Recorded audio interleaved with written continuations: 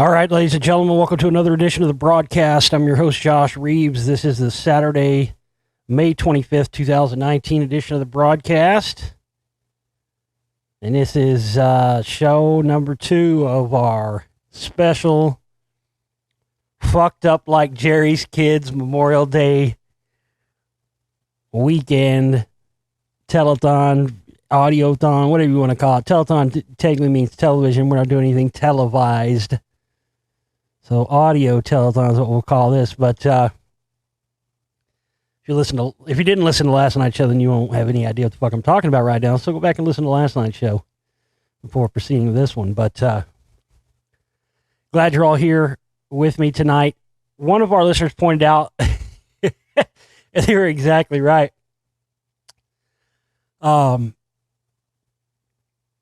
Actually, the Jerry Lewis telethon actually took place on Labor Day weekend, not Memorial Day weekend. I always get those two confused. But hey, nonetheless, I don't think Jerry would mind if we had it on Memorial Day weekend instead of Labor Day weekend. He's dead anyway. He's not going to mind. Didn't he get in trouble? Like, sure, did he drop a bunch of N-words or something before he died? I can't remember. But regardless of that, anyway, it's the spirit of the thing that matters, right? So, yes, we're going to continue on with that. And in the hopes that we can raise a good portion of our operating cost goal, which will, next week will be technically our fundraising week and stuff. But I wanted to do something because it's Memorial Day weekend here in the United States. Outside the United States, it doesn't matter. It's not any other fucking day for y'all. But I don't know. I just wanted to do something fun and something that was out of the ordinary and whatnot. So, hey, there you go. So that's what I'm doing. That's why I'm here. And I'm glad to be with you. Want to do some shout outs real quick. Like I said last night, we'll be doing shout outs here for everybody that contributes and whatnot over the weekend. Let's see what we got. We did get a few in since last night's show, so that's great. We need more of you to participate too, but we did get a couple in. So let's get some shout outs here real quick. Who do we got? Oh, we got Misty. Thank you, Misty. Misty came in with a small contribution. She said, it's not much, it's all I got. Hey, that's great. That's fine. We just want everybody participating. So shout out to Misty.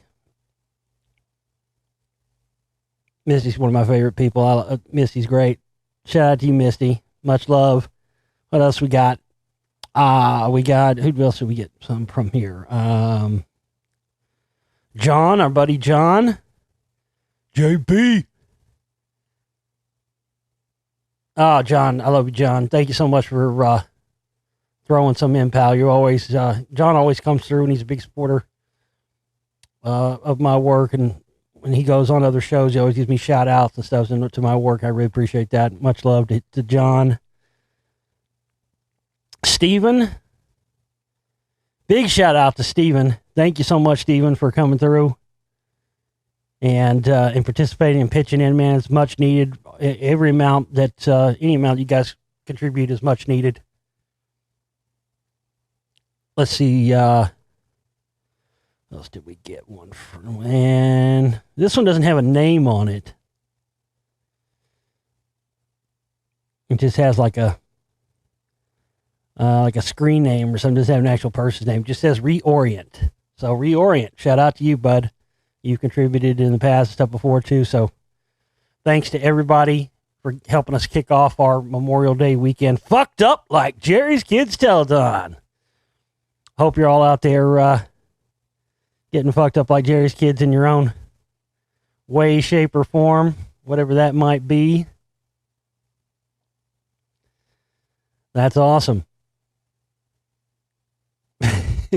People were cracking up at the Jones appearance last night. That was pretty funny. Somebody said that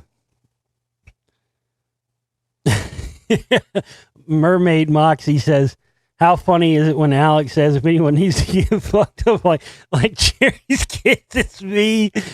Oh, that's hilarious. So, sometimes, honestly, I'll say some funny shit. I just get in the zone sometimes.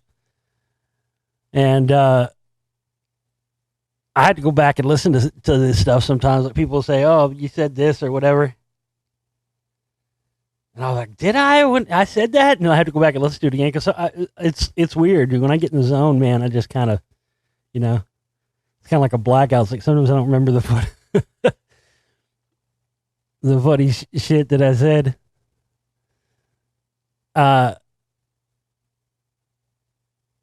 Yeah, that's fucking hilarious. But no, I those telethons are always hilarious, though, aren't they? It's always, like I said, the special guests and shit that show up are ones that are always funny.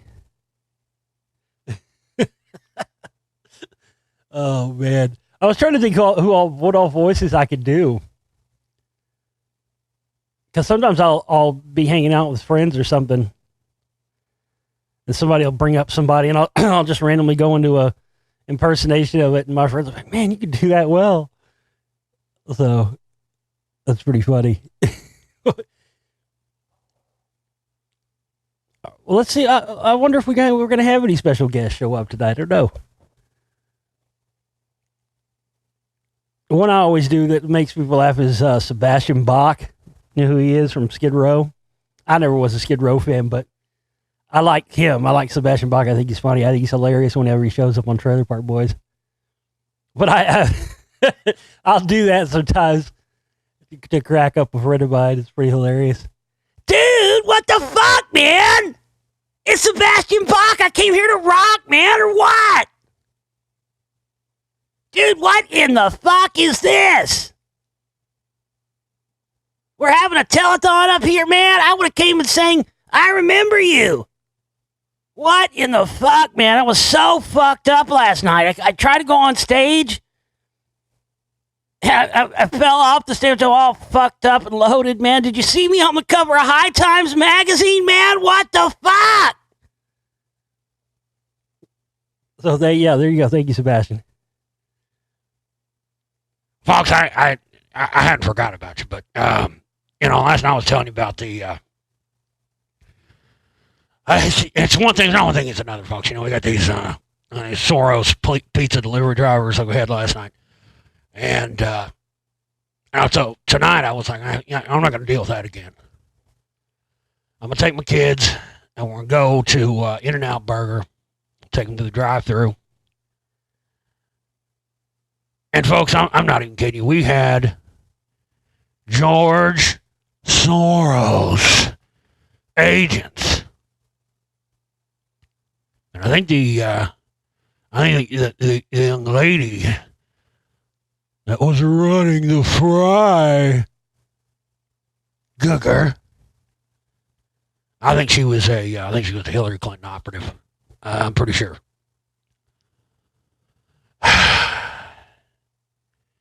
You can't take your folks or your kids or anybody anywhere anymore without these globalists go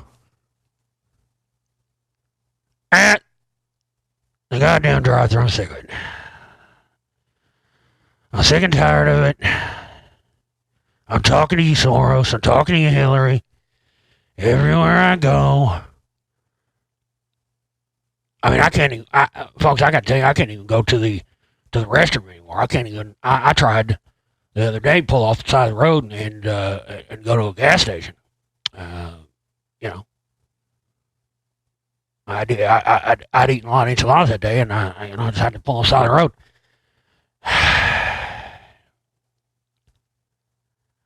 I went out to go take a pee, and I see a car parked right in front of the gas station with a Hillary 2020 sticker on their car.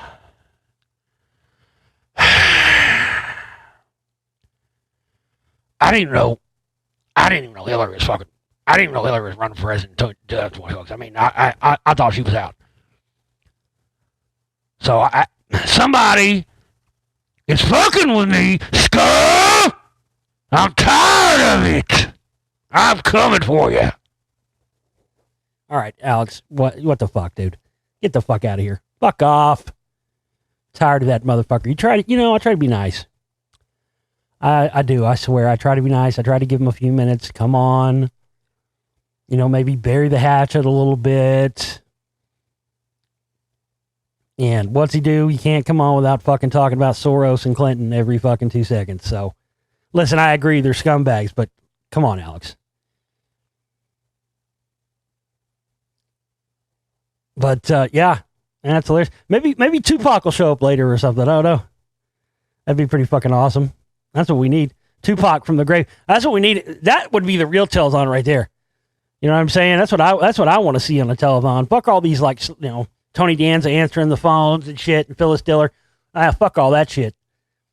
You want to get the phones rolling. You want to get the money rolling. Y'all need to start bringing some motherfucking people back from the grave. Now that would be some shit. Can you imagine? You fucking watching the telethon, fucking George Burns fucking rolls out all cobwebbed out and shit, fucking skeleton, smoking a cigar. Say goodnight, Gracie. And his like fucking head falls off. That'd be some shit right there. I'd pay to see that. 100%.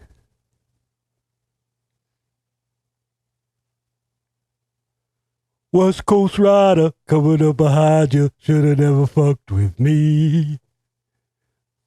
I want money, hoes, sex, and weed. I won't rest till my road dogs free. That's what they needed. That would be the shit, wouldn't it? You said, ladies and gentlemen, Tupac Shakur.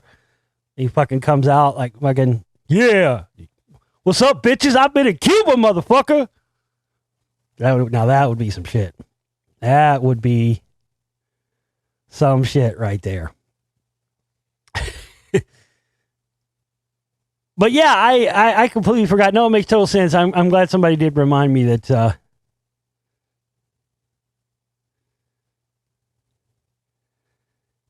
that did actually take place on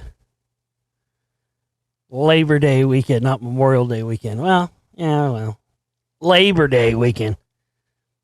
I always get them confused because Memorial Day, especially I got them confused when I was a kid because like Memorial Day I remember was like, it was either like the week before or the week after, like, you got out for summer vacation in school. And then Labor Day was like the week before you went back to school. So I always kind of got those confused. But yeah, both kind of. I never liked Labor Day. Just to me, it was like the last sort of thing where you had to go back to the fucking prison camp. Man, I have nightmares sometimes. I'm not even kidding you. I have nightmares about being back in school. Do you guys ever have nightmares and dreams about that shit? I do. It's fucking weird too. I like being like school halls and like I'll see people I know and they're like the same age they were then. They looked like they did when I was in school and shit. But I'm like the age I am now. It's fucking weird. One time I had one of those dreams and I like couldn't get into my locker. I was like, I couldn't remember my locker combination. I was like, fuck, I know it's in here somewhere. I couldn't remember my locker combination. And then like in the middle of it, I realized it was a dream and I was like, man, fuck this shit. What the fuck am I doing in this motherfucker? Fuck this place. I'm not in fucking school anymore. Fuck this shit. And I like woke up. I was like, damn, I want to keep sleeping. You'll do that sometimes though. You'll, pull yourself out of a dream. Dreams are fucked up though like that sometimes, man. You'll have, what's really fucked up? You ever had one of those dreams where you can't, where people, I may have talked about this before, but it's just always interesting. You ever had one of those dreams where, I think maybe they did this in a movie or something. I can't remember, but this actually has happened to me before, where you'll see somebody in a dream and their face will be blurred out. And I for years was trying to figure out why it was, and from what I understand, when you have one of these dreams where somebody's face is blurred out, it's because you haven't. It has something to. It's like space-time continuum shit. It's really fucking weird. It's because it's like a dream of like, maybe not necessarily a dream of the absolute future, but because now this gets into a much deeper conversation. Because one of the theories is, nobody knows for sure, but you go with whatever you think the best theories are. But one of the theories I've heard about dreams is that, now we got to start getting into this fucking Einstein theory of relativity shit here. But the idea that, it's like the two roads diverge type thing,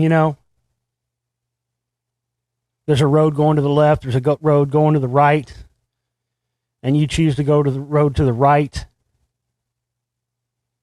And that becomes your experience. That becomes that. But the theory is that in space-time, somewhere in space-time, that all possible outcomes have played out and exist somewhere in space-time. So somewhere there's, in an alternate reality, the version of events that would have played out had you went on the road to the left happen and even though you don't experience them, they don't happen in your particular space-time, experience timeline thing, whatever you want to call it, I don't know. But that those events have and do play out in some alternate thing, and that dreams are somewhat like that, to where, because I got to tell you, I've been in situations before where I walk in and you get major deja vu, and then I realized I had a dream one time, because I had one of these dreams one time that I had, it was just a random dream. I was walking into a restaurant, and people's faces were blurred out, just like I was telling you about a minute ago. And then back in like 2009, I was in Santa Fe, New Mexico, and I was going into this. Well, here in Texas we got Tex-Mex, but in New Mexico they have New Mex, right? So this wasn't a Tex-Mex restaurant, it was a New Mex restaurant, which is, it's still like Mexican food, kind of like Tex-Mex. But anyway, I was going to this restaurant.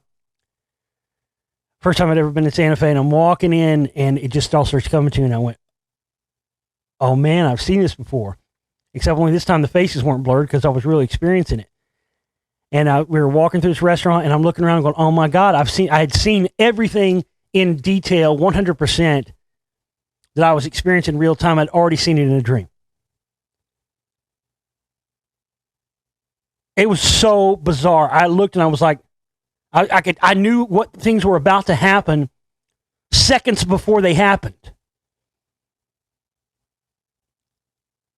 I remembered that there was a busboy or somebody bussing a table, and they knocked a wine glass off the table and it shattered. That was in my dream.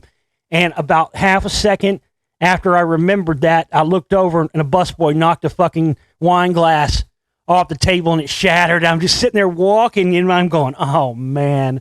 My friends are like, what? I'm like, I'll tell you later. And like, I knew exactly where they were going to seat us at and everything. I'm like, oh, they're going to put us over here on the back left corner. And sure enough, that was where I was sitting there thinking in my head, sure enough, that's where they took us. But yeah, I've had dreams like that before where people were only like, I had a dream a couple weeks ago. And there was, everybody's faces in it were normal, except this one person's face was blurred out. And I've heard that's because when it's somebody that you're going to meet in the future and you haven't met them yet, then that hasn't been defined. So there's no way for, whatever it is that makes up our brains. And I think our brains are much more than just these, chemical, electrochemical, biological I mean, I believe they're way more, definitely more than that, and I think that has to do with, connecting to higher consciousness and the rest of all that. But man, yeah, it's really bizarre when you experience. I don't even know where I was going with this, but with the whole dream thing. But yeah, I've experienced stuff like that, man. Where and sometimes it takes years. It's very bizarre. Like I've had dreams before about places. I had a dream one time that I was in this house, and like 10 years after I had this dream, I later realized that I was moving into this place, this rental house, where I had the dream of this exact place like 10 years before. And that's happened to me like 3 times. It's truly bizarre. It's truly weird. I wish there was some way that you could harness that and make it, make it work for you in some kind of meaningful way. But it's really interesting. And I've noticed too that if you, I keep such weird hours, sometimes I mean, my sleeping schedule is so weird. Sometimes it's, night sleeping, day sleeping combination. It's all, off the chart. Because the way I do it is, when you don't punch a time clock, I just get up, wake up, have some food and start working. And I just work until I can't even sit up straight anymore. And I've learned to try to get better about that and step away and take breaks and stuff just for my health. Cause I literally have had very little time off from doing this. Since I, like I said, I've been researching for many years. I started, doing this show and making films in 2007 and have had very little breaks and time off in between there. And, I've had health issues and stuff from that. So I learned to take little breaks and stuff some more times, but oftentimes I just work until, I just go until I can't go anymore. But if you get, I found that if you really want to have, crazy dreams, you can get these off Amazon. Get yourself some of those sleeping shades, because even, any kind of light coming in, even if it's small, affect your sleep. But man, if you get some like earplugs and like some those sleeping shades, you can get all that on Amazon. You'll be amazed at what kind of crazy dreams you'll have with that. I don't know what it's kind of like sensory deprivation, I guess. Anyway, I don't know fuck all where I was going with that, what my point in bringing it up was or anything else, but that's kind of the nature of what I wanted to do here this weekend with this. So just, like I said, not having the internet all week, I kind of been unplugged. It's kind of good, I guess, in a way, even though it sucked dick and put me behind.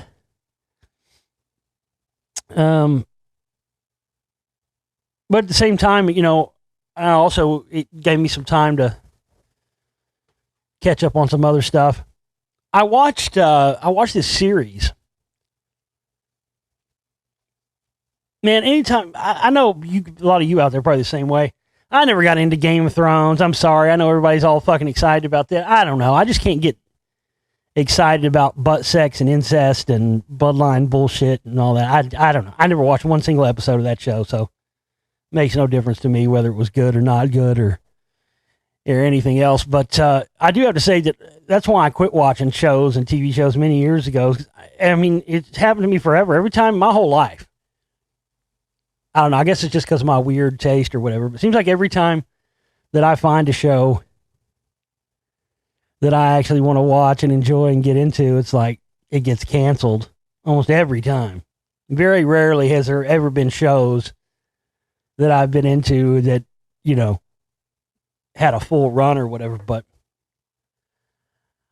I watched this series. The first season was 2017. The second season was last year, and then it didn't get renewed, didn't get picked up for a third season this year, which is a shame. It was a really good show. And it was on Showtime. It was called I'm Dying Up Here. And it's based on a book that I actually want to read now. Let me pull up the name of that for you. The name of the series is I'm Dying Up Here. And it was based on a book by, oh God, I can't even say this guy's name. William Nodelsetter. William, excuse me. William Nodelsetter. He's written several books, and a few of these sound interesting, actually. But the one that his series was based on was called I'm Dying Up Here, Heartbreak and High Times in Stand-Up Comedy's Golden Age, which came out in 2010. He's got another one called Stiffed, A True Story of MCA, the Music Business, and the Mafia. That one I might actually get and read and do an audiobook of. Because that sounds like it's right up my alley in terms of the stuff I've been doing for Spellcaster. So I'm going to look into that. So be on the lookout for that. I might be doing an audiobook of that very soon. But anyway, it's a fictional show. I'm Dying Up Here. It only has 2 seasons. And it's a fictional show based on real life events. And it's based on the early days of Mitzi Shore and the Comedy Store and all that. And what's great about it is it has a lot of modern day comics, people who are actual comics.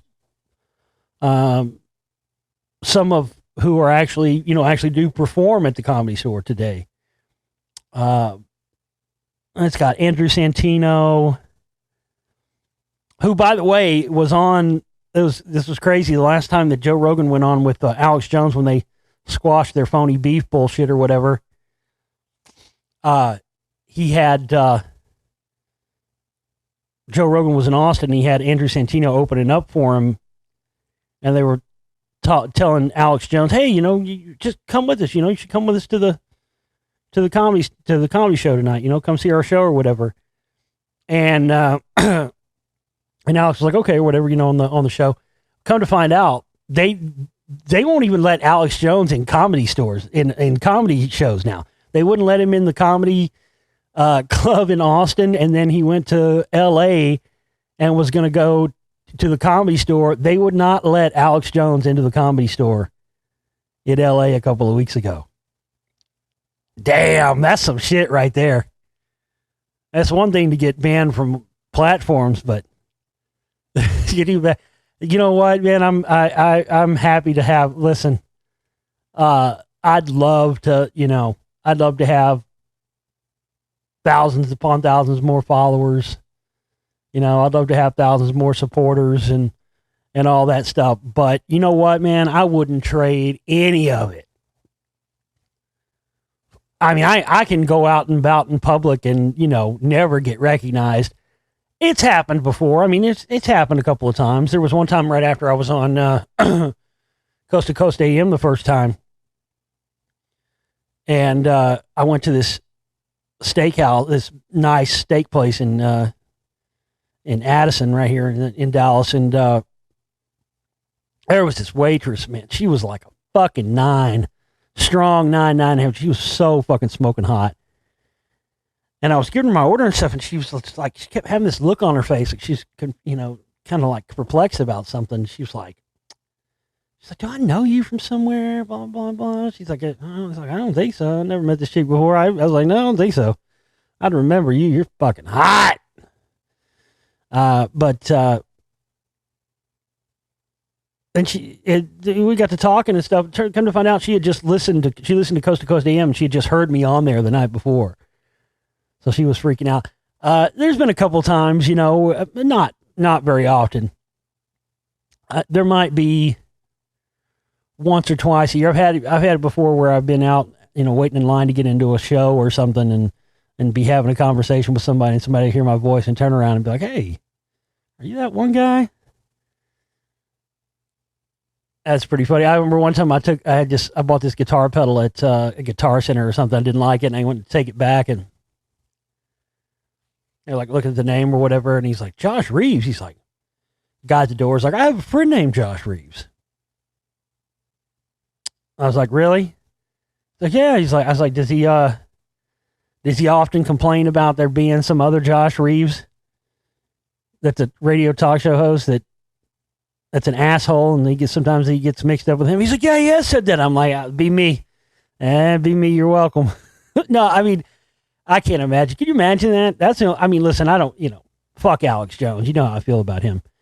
But yeah, I can't imagine just that level of hate or anonymity. And listen, I don't have any, honestly, to God, I don't have any hatred or malice really towards Alex Jones. Everything that I've ever done and exposed him for is you understand, it's strictly on the information scale. Anybody that's is deflecting away from important things like the CMP, and trying to act like the conspiracy is all just left wing and it's not a combination of left wing and right wingers. I mean, anybody that tries to spin that on you, you got to run away from. But I listen, I don't wish the guy, I don't wish anything bad on the guy at all. Never have. Or anybody for that, anybody that I expose for that matter. I don't have any hatred or ill will against these people, but I can't imagine that you can't somebody invites you to go to a comedy show and you walk up to the door, and because you're Alex Jones, they don't even let you come in the fucking door. That's pretty fucked up, but funny nonetheless. But anyway, I'm dying up here. I watched both seasons, and it was really good. I have to say there were some really good performances in there. Andrew Santino, who's a stand-up comedian and does podcasts and stuff. I was shocked at what a good actor he actually ended up being. But there's I know I've studied this quite a bit. Believe me, I may, after I get the current projects of the Spellcaster stuff done, I may actually end up going back and doing a third one, because I've done Hollywood and I've done music, and I think I may end up going back and doing one on the stand-up comedy world too. And I talked a little bit about that in the Hollywood Mystery Hollywood series. I did a little bit of stuff in there because I've done a lot of research into the Comedy Store and all that. It's pretty wild. It's pretty crazy. I've talked about all the hauntings and stuff in there. And anyway, I watched that series over the week because I'd already had it downloaded. So when I was out, we didn't have internet here at the studio, I was, I'll find stuff to watch on the hard drive.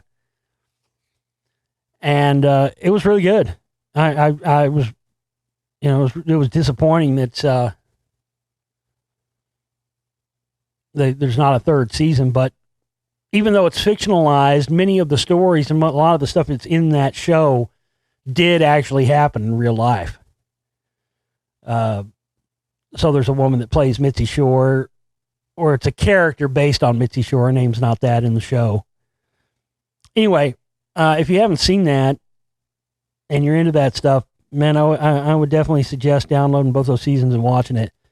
It was really enjoyable. It was really good. And, had a lot of the real shit in there, the way it happened. So again, I don't know why I brought that up, but that's just made me thinking about what I'd, having a little off time. You wouldn't believe how many times it happens a lot with me and that's why I always make sure now that I take a little extra time like that to watch stuff and watch different shows and movies.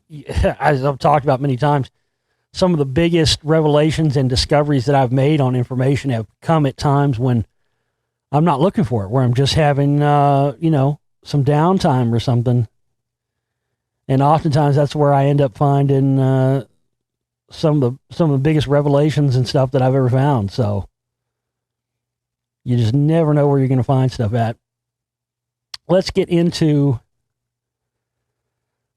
some news here. I got a ton.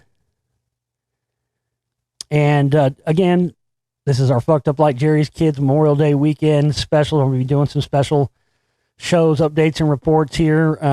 We'd like everybody to contribute. We'd like to raise as much as we can this weekend of our total operating cost goal. That way, when we get into next week, moving into next Saturday, we don't have quite the hill and hump to overcome. So get your contributions in. And then tomorrow I'll do another show and give more shout outs there. I want to remind you, like I did last night, about our all the new packages and combo deals we've got in the download shop for films and audiobooks. The newest one we've got in there, well, we got combo deals on all the films, and we've got Mystery Hollywood, which is $10 per part. So if you get all 5 parts, it's $50. You can actually get a pack in there right now where you get all 5 parts for $40. So you definitely take advantage of that. And if you have been waiting to get all my films, we have the new collection in the download shop. Just went live a couple of days ago because Podbean now allows you to make items where you can associate more than one file per on-sale item. So, which is great. You weren't able to do that before. So now I can actually do like I did here. So the Josh Reeves full collection is on sale in the download shop. It's $175. You're saving around $100 or more by getting this pack. And what you get, in case I wasn't clear last time on the show, what you get in this, you get everything. Everything that's available in the download shop currently, you get all my films, all the audiobooks, all the special presentations and mini-series such as the Reality of Illusion series, the what was the one? The one I did with the Secret Messages series, the 2-part David Bowie series thing that I did. You get that. You get all 5 parts of Mystery Hollywood, the Rockwall and Beyond Live in Houston presentation from 2013 remastered. You get all that. You get everything. It's all in there, and you're saving a big bunch of cash by getting that pack instead of getting them individually. So be sure and go and check that out as well, and be sure to get your contributions in this weekend for our special Fucked Up Like Jerry's Kids Memorial Day weekend special. I don't care if they did on Labor Day. We're doing ours now, and it's all good. Let me see. I've had a lot of news stories piling up here for weeks and weeks and weeks, as I always do. I always have a full amount of browser tabs, that's for sure.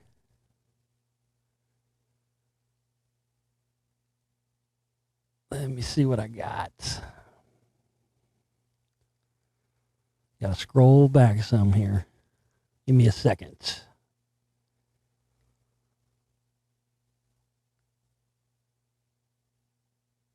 Oh, come on. I got so much stuff here, I don't even know what to start with.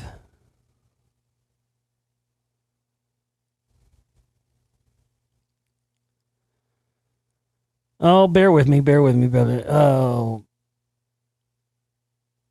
Did I cover, man? Some of these I can't remember if I covered them on the last couple of shows or didn't.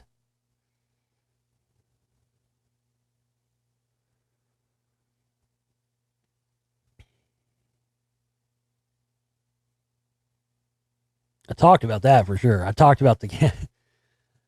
Sometimes that happens. I'll have stuff in there. Oh, here's a good one. Is pop music getting sadder and angrier? Broken Hearts and Righteous Anger have always made some of the greatest hits. From Dolly Parton's I Will Always Love You to Adele's Someone Like You and Sam Smith's Stay With Me, artists have turned their tears to gold. But does today's music express an even deeper unhappiness than the songs of the past? That's the conclusion of 2 recent analyses examining thousands of U.S. and U.K. hits from the last few decades. Since the 1980s, emotions such as sadness and loneliness have become increasingly prevalent in song lyrics. Expressions of pure joy, meanwhile, think the Beatles' All You Need Is Love are apparently less likely to trouble the charts. What's the cause of these changes? Does it simply reflect a change in the way music is consumed? Or is it simply expressing the emotional undercurrents of society today? Well, yeah, I think it's a combination of things. I mean, believe me, there used to be a lot more, and there still is to a certain extent, depending upon what level of the music industry you're at. You know, if you're somebody like one of these big name, you know, like Adele or somebody like that, you know, one of these big name mainstream artists, there's an incredible amount of steering and stuff that goes on. You know, I mean, one of these guys, you might have 50 songwriters. I'm not exaggerating. You might have 50 songwriters and 50 songs that they're picking between to do, you know, 10 or 12 songs in a record.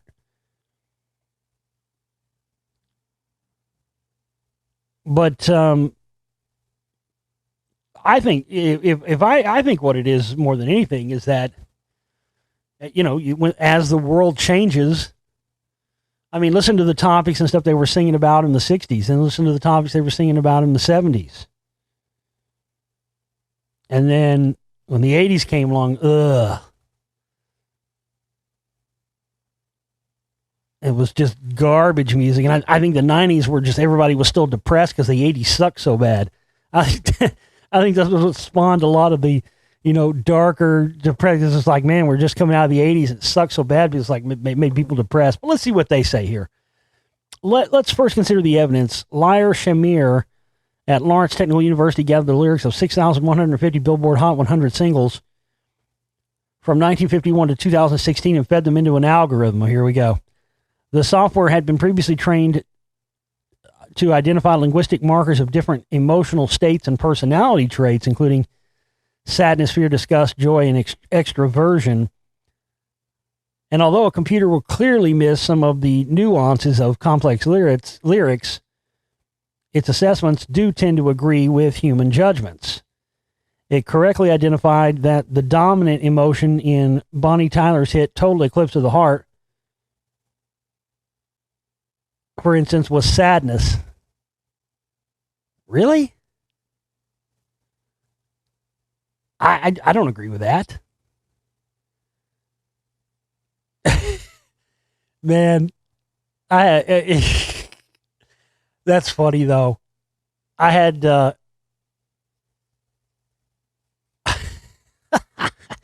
is a funny story. One time I was going to a concert and I was getting in the cab or whatever to go to the concert. And you know, I'd had a few. I was, you know, I had a buzz on, tried to get, you know, I like you do, get a buzz on before you go to a show. And I get in the car or whatever, and as I'm riding in the car, that fucking song comes on, Total Eclipse of the Heart, right? I don't know, what movie was it? Was it Old School or one of those? I can't remember what I think it was Old School, one of those movies, Will Ferrell movies. And they had the Damn Band or something in it. Every now and then, this guy keeps saying fucking, you know, see the fucking look in your eye, and I need you now tonight. I fucking need you more than ever. So every time I hear that song, that's all I can hear is that guy. I fucking need. So I'm like start giggling, right? And like Ahmed or whatever the fuck his name is, driving the fucking cab's like, what's this funny? Why are you laughing? You not like my music? I'm like, no, man, no, you know. I didn't want to tell him, like, look, dude, I got to have a fucking buzz on. This shit's funny to me, you know? But I was sitting there like, it's just funny. I tried to explain it to her, whatever, and he just being a dick about it. But I'm thinking about those lyrics. And I need you now tonight. And I need you more than ever. Total Eclipse. I have to disagree with the algorithm. I don't think that song, I don't think that's a sad song. That's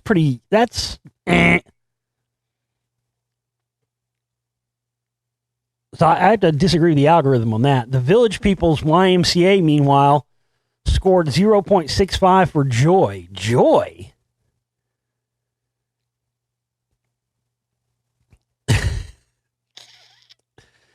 Yeah, I guess so. I mean, if you're into butt, if you're into butt stuff, I guess that's some joy, isn't it?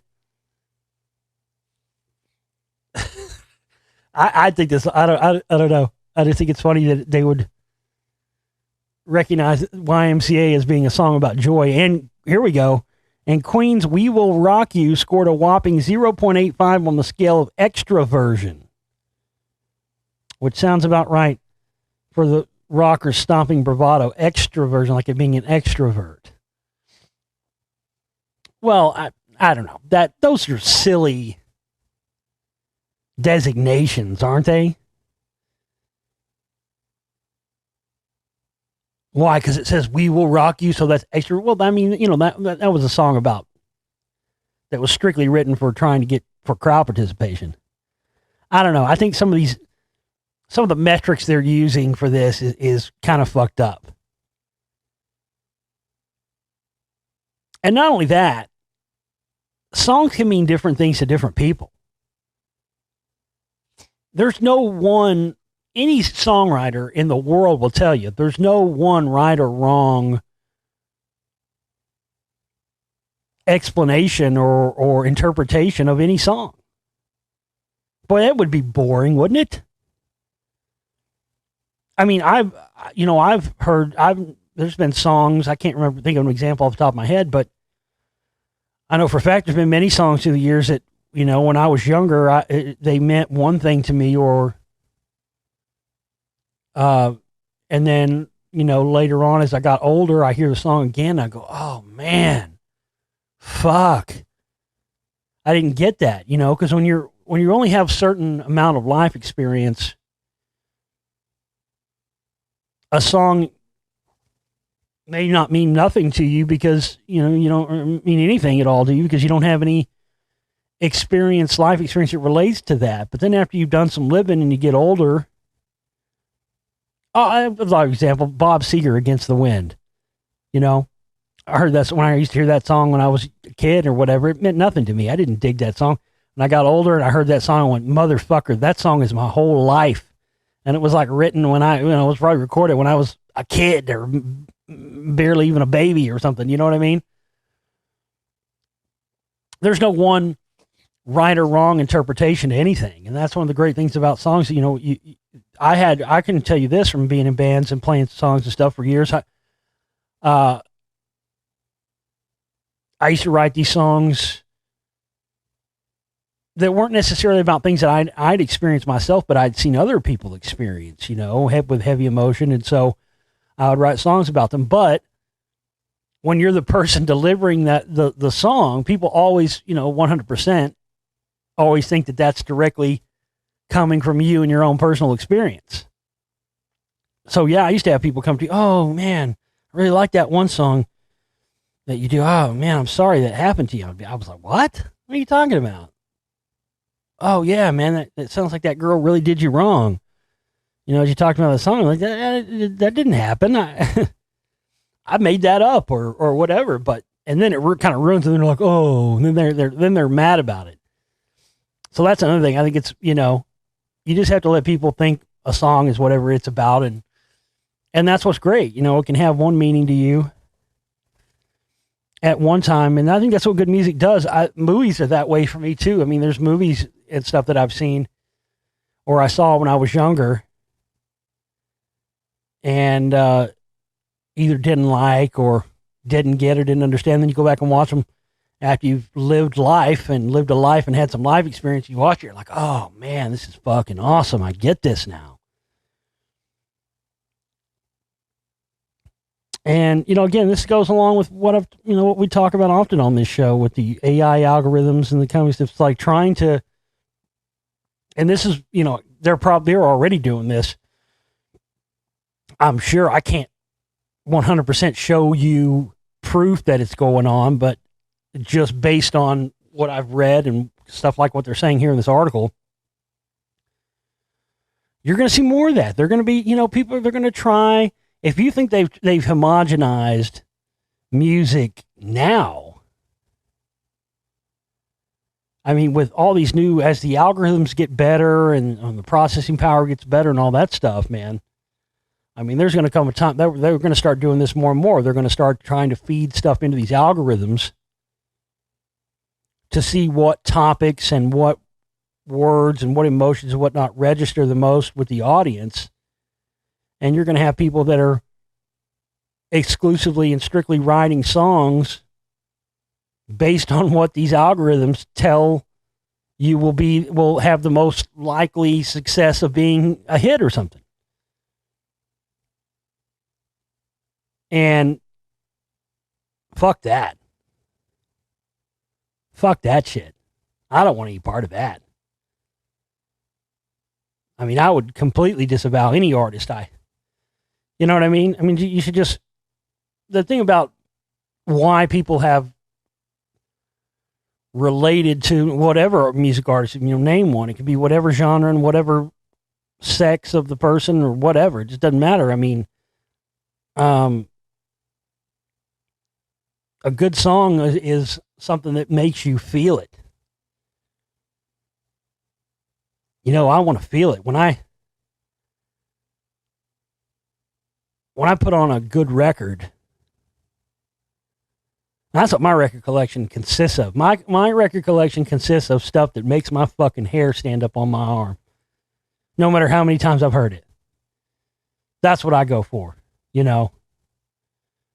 And I don't care what style. It could be any variety of style of music that could do it too. It could be rock, it could be rap, it could be country, it could be pop. But that's the thing I've always gone for. I always, and I don't even care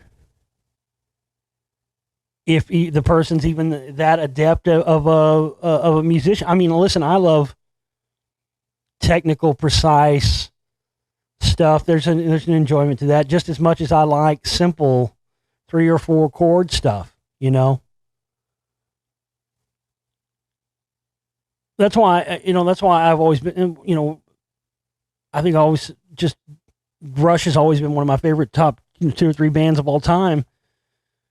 And it always pisses me off,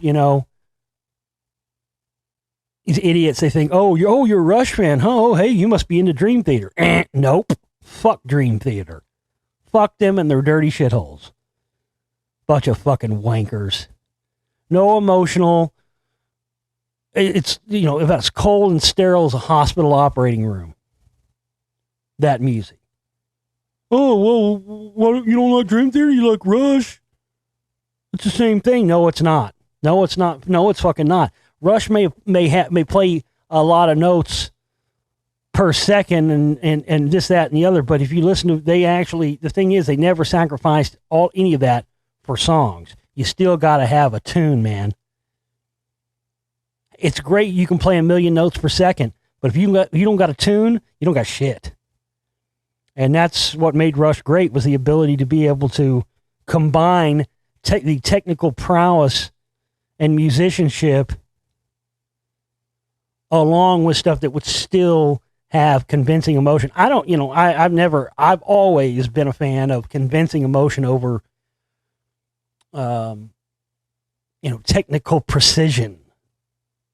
I'll always take if somebody is singing from the gut and they're singing from the heart and they're really pouring it out, enough to make you feel it, that's it. And there's very, very few singers, very few people can do that to me, but man. But this whole thing of running songs through an algorithm and totally clips of the heart. That's not a fucking an emotional sad song. Give me a break. See what I'm saying? We're already to the point with this technology and this stuff where it's already shit in the bed.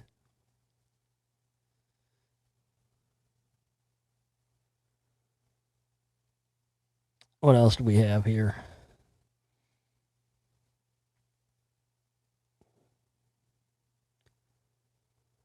Oh, I Am Pei. He passed away this past week. I've talked about him a lot on the show in the past. I.M. Pei was an architect. I-M-P-E-I was how you spelled his name. I.M. Pei. Interesting about I.M. Pei is that if you don't know who he is, look him up. He was an architect.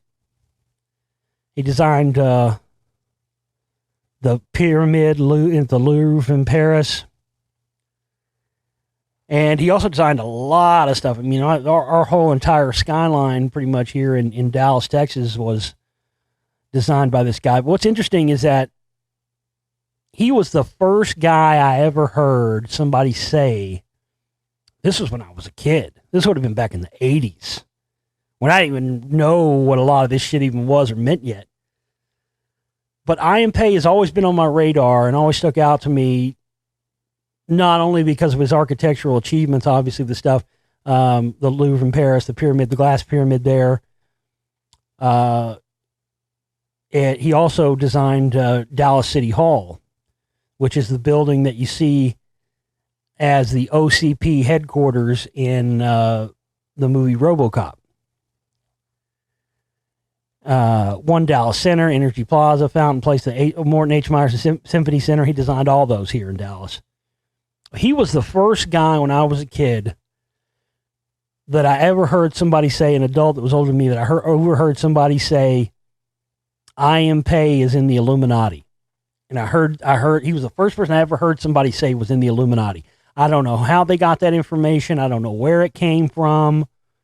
I don't know where they deducted that. And then as I grew up and started looking at his architecture stuff and started learning more of this stuff, I said, oh, okay. The illuminated ones, the ones that have this, the knowledge of this sacred mathematics and incorporating that into art, I was trying to say the wrong word, incorporating that into architecture and design. And once I started learning more about that and then looking at his work, then I started to understand, okay, now I can see why they said this. And there was a documentary, I can't remember the name of it. It was a pyramid documentary that came out a while back. I've talked about it in the past. I'll have to try to find the clip sometime and put it up on YouTube. But they were talking about the golden ratio and then the golden number, the special numbers, the golden ratio and stuff, and how they're found in Egypt and found in the pyramids and all this. And in this documentary, they actually went in I.M. Pei's office and were asking him questions about this, about the golden ratio, and about incorporating that into architecture. And, it's clear when you look at his work that, he clearly had a knowledge of these sacred mathematics and geometry and whatnot. And it's fascinating. And this was really, to me, this little interview thing with him was, to me, the big confirmation about the stuff I'd heard about him being in the Illuminati or whatever when I was a kid. Because they started asking him about the golden ratio and stuff, and he starts denying it. It's really weird. You're like, well, this guy's just a straight liar. If you know anything about anything, if you look at his work, you can tell he had a knowledge of this and incorporated it. And he's denying it. He goes, no, I don't know anything. And then, I mean, he was old when he was, the guy died, he was 102 when he died last week. So when he did this interview, he was probably in his mid-90s. So maybe he was a little senile, but it's interesting because at first he's denying it and he acts real shady about it. And then as the guy goes on and mentions more stuff, he starts saying, well, it's here, it's in this, the golden ratio's in this, it's in, the Egyptians even knew about it and used it, and pi and all that stuff. And then he sort of out of nowhere does a 180 and changes his tune right in the middle of the interview and starts admitting it. It's so bizarre. At first he's like, no, he's disavowing it. And then as the guy starts mentioning more things, he says, well, yes, I have incorporated the golden number, and I haven't incorporated that into my work, and it is something that's there. And then I think after he starts realizing he said too much,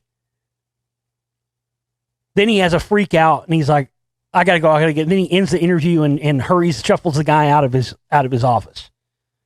It's such a telling interview because he goes from denying it and denying any knowledge of that of that sacred mathematics like that whatsoever, or even using it, to admitting it fully, to then getting scared and shuffling the guy out of his office quickly. That was very telling to me. So, yeah, he passed away this past week. What else I got here?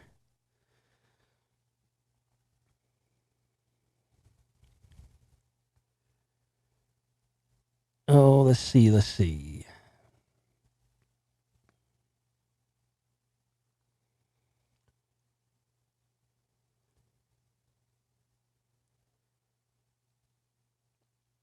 I don't know.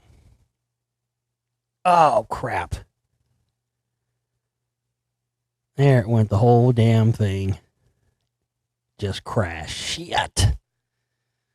Oh, man. Well, that's a bummer. Damn it.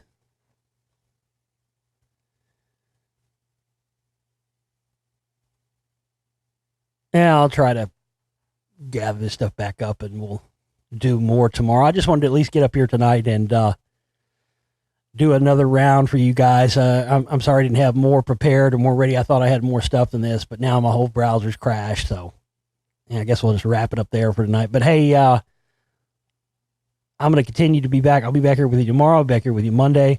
We'll do more updates. I'll get more stuff prepared for you. Please get your contributions in. We'd like to reach as much of our goal for the operating costs as we can this weekend. If you've got stuff you want to hear me talk about, got questions, got things, got topics, globalrealityshow@gmail.com. Shoot me an email.